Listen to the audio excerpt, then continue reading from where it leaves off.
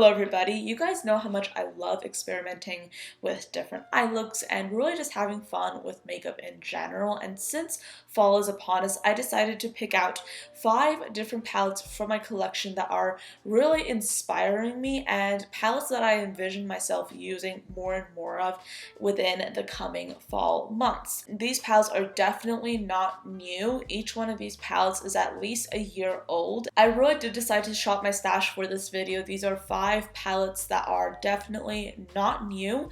They are just favorites that I have been using for quite some time now, but since it's fall, I've decided to pull them out again and implement them into my makeup looks. So I'm just gonna get right into it and start out with possibly one of, I would say, the OGs in this video.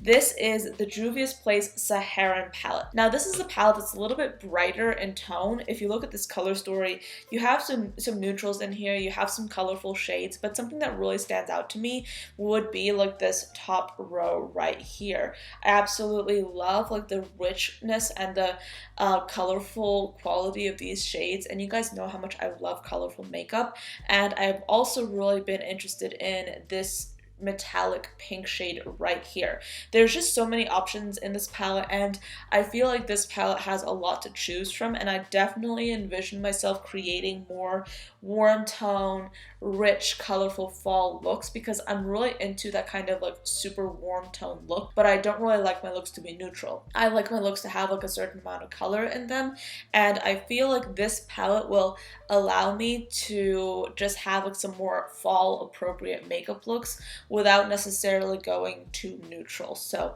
next I actually have, ironically, a more, I would say, neutral-er palette.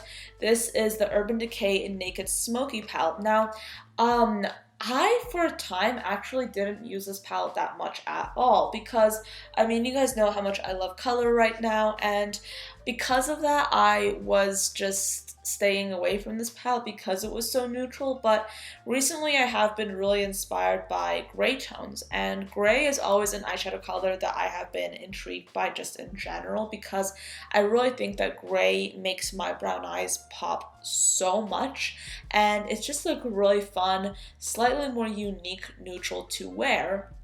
That's super flattering on me personally. But for a time I wasn't using this palette, and I recently started dipping my toes back into it. I should stop saying that. I recently started getting back into it a little bit more, and I've really been enjoying that. I think I recently did a video that I might have already posted on my IGTV in which I did a tutorial integrating this palette, but this palette definitely has a lot of cool tones. I definitely see myself using, I would say, these 4 shades a lot. Maybe even that champagne color at the end that I absolutely love using. This color is great to use for my eyebrows. You guys know how much I love using a powder product for my brows. But yeah, this palette is just a palette that I haven't really been using that much. I've slowly been getting back into, but I really want to try and use it a little bit more moving into the fall months. Now this next palette, oh boy. There was a time that I literally was staying away from this palette because I didn't want to work with it. This is definitely a finicky palette.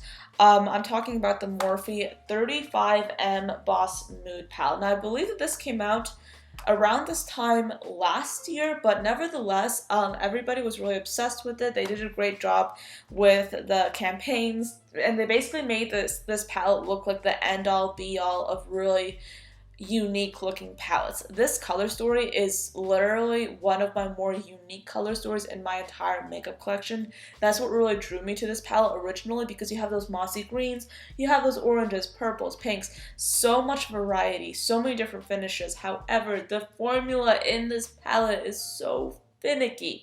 I will say that it works a lot better if you use like a traditional eyeshadow primer.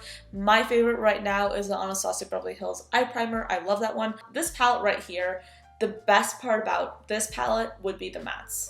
And the shimmers, I mean, some people say really good things about the shimmers. I can't agree. Like, these shimmers are like not opaque. They're really sheer, and they're kind of finicky to work with. They're really dry. However, the mattes are a different story. They're not like amazing, but they're workable. But I will say that there are so many unique shades in this palette that really make me want to use it again and again. And recently I have been getting back into it and I have been trying to use it more. I've really been drawn to like the green tones in this palette. I absolutely love them so much. Strangely enough, the more I experiment with makeup, the more and more I realize that in some cases, I am willing to sacrifice just comfort with a formula in exchange for a really interesting color story, if that makes any sense. Yes, this formula is difficult to work with. Yes, I have to layer it. I will say that there is a playlist that I've done that features literally every single video that I've done featuring this palette, and I'll put it in the cards. That playlist is a really good resource if you want to hear my really in-depth opinions on this palette. But long story short, I love the color story so much. It's so unique. It's such a really cool take on the fall color palette, but I don't like the formula that much. And it's workable, but I wish it was better. But yeah, I mean, this is like my favorite fall color story. I'm not afraid to admit that. This is one of my favorite fall color stories in my entire collection. But it's so difficult to work with. Moving forward, I have the next palette I want to share with you. This is another Morphe palette. I have a lot of Morphe palettes, weirdly enough, but this is the Morphe 39A palette, and this is a palette that I really want to integrate into my fall makeup routine. I'm actually wearing some colors from this palette on my eyes today. I'm wearing this plum shade. I love this shade so much. This is like a neutral / colorful palette. Definitely a lot of neutrals, but you do have a few really interesting colorful shades in here as well. I would say if you're somebody who is looking for a little bit of both, this is a great palette for you. I will also say that I barely ever, if at all, use the neutrals in this palette whatsoever. I just don't. I really don't. I just look at this palette purely as a really great way to use a lot of really beautiful jewel tone colors. I love the greens in here. I love the blues. I love the plummy shades. Those are the colors that draw me to this palette. And I really feel like in the fall I want to use a lot more jewel tones, and this is such a good palette for that because the formula is really easy to work with. Contrary to the Boss Mood palette, this formula with this palette, the colors are super creamy, they're super opaque, they go on very well, they blend out easily. I know for a fact that this shade right here, this purple, is one of my most used shadows in this entire palette, and it's so easy to use. It's really great. I love it. But yeah, this is a good palette. However, the color story is definitely not a color lovers color story. It's more of a neutral lovers and colorful lovers color story, if you know what I mean. I mean, what I'm trying to say is if you are somebody who wants to wear exclusively colorful shades, this is probably not a palette for you. But since I already have it, I'm just really interested in just working with the jewel tones in this palette because these are really quite beautiful. Next, I want to talk about this palette right here. Oh my goodness, my little confusing baby. This is the Anastasia Beverly Hills Subculture palette, and I am wearing this palette on my eyes today because I've been trying to understand this palette, and surprisingly, I'm succeeding. I know. I mean, okay, I will say that for the longest time, I would not pick this palette up because I was like, this is toxicity for my eyeshadow looks. This will literally break my eyeshadow look. This will make me look terrible at applying eyeshadow. And I will say that as I've gotten better at applying eyeshadow and as I've sort of tweaked certain things in the way I use brushes and the application method of my shadows, this palette has definitely gotten easier to use with time. I mean, look at this palette. Look at how fall appropriate this color scheme is. It is literally so fall.